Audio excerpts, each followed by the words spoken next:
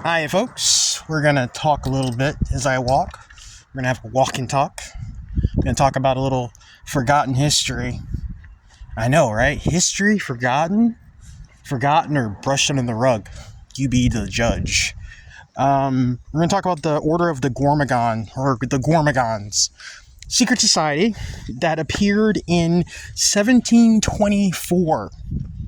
Supposedly started by William Ramsay, a disgraced or ousted Freemason who wanted to bring this order to the United States. The order supposedly went back at least 1,000 years. Its origins being somewhere in the Orient. It was supposedly it had really strong presence in China. And it was connected, or it was said that it was started by the first Chinese emperor. This is a very strange story. The first Chinese emperor. And throughout the ages, this order would have its Grand Master. And supposedly Confucius was one of the first Grand Masters of this order, which is interesting because if you follow the whole story about the Brotherhood of the Ascended Master Brotherhood, Confucius is in that group too, so that's really interesting. In 1717, that's when they started the Grand Lodge of England, which basically is the lodge that all other lodges are subservient to. So that was a very big year, so it's interesting that only a few years later, this group would show up. But what's more interesting about this group is that they specifically they set themselves up as anti-Freemasons. That's what the order was about. Now, there's little to no information on this order or this group. What information that has survived, you find it in on Masonic historical websites, which I don't trust for a goddamn effing minute. I don't trust those fuckers as far as I can throw them when it comes to history, because they're all fucking liars. So I'm gonna assume that a lot of the information about this society was either destroyed or brushed under the rug.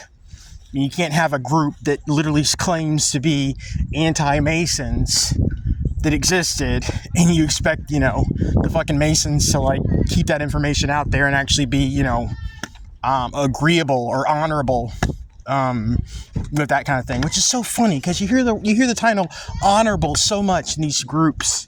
Honorable this, honorable that. And they couldn't be further from that. They're all scoundrels. But anyway, that's my opinion. Not really an opinion, more like a fact, but whatever.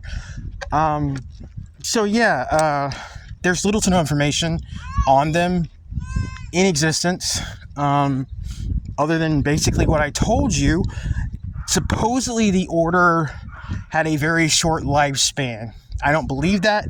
I feel like they disappeared or went underground.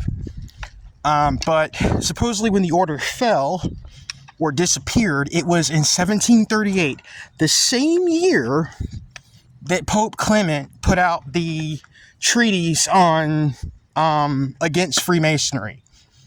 That was an official Catholic doctrine, and I am in no way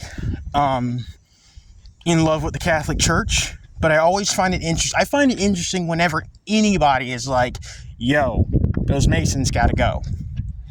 And it seems like back in the day, people were smarter, a lot smarter. Because not only did you have this group, the Gormogon, and it's worth noting that the word Gormogon is a combination of two words. One being Gorgon, which you remember the Gorgon from supposedly Greek mythology. Medusa was a Gorgon. Medusa, Perseus, the head of the Gorgon, and dragon. So Gormogon was a combination of Gorgon and dragon. That is a very interesting combination. What does that mean? I don't know, because information on them has been destroyed. I don't think it's been lost. I think it's been destroyed, hidden, etc., etc. But yeah, everybody, there were so many people out there that were just like, yeah, F Freemasons. And they were putting out information on Freemasons. They were saying, you know, leave that shit alone. Those people can go to hell. They're corrupt. They're assholes. You know, everything they do is a lie. Get these people out of our politics. Get these people out of our neighborhoods, out of our communities. Like, people were saying that back in the day.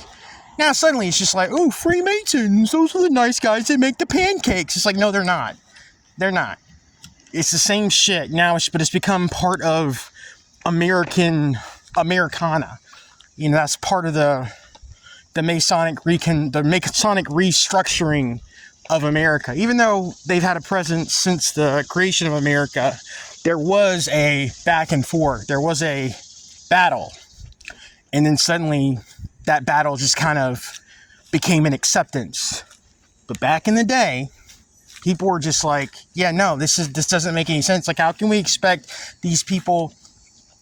How can we expect anything good when you've got high-ranking political officials and civil servants and all, and they're all meeting behind closed doors, and they're taking oaths that literally say, I put masonry in my lodge ahead of everything else. So what does that mean? Doesn't that mean that means what? You're gonna bend the knee to Freemasonry? You're gonna be a corrupt official? You know? You're gonna make deals behind closed doors?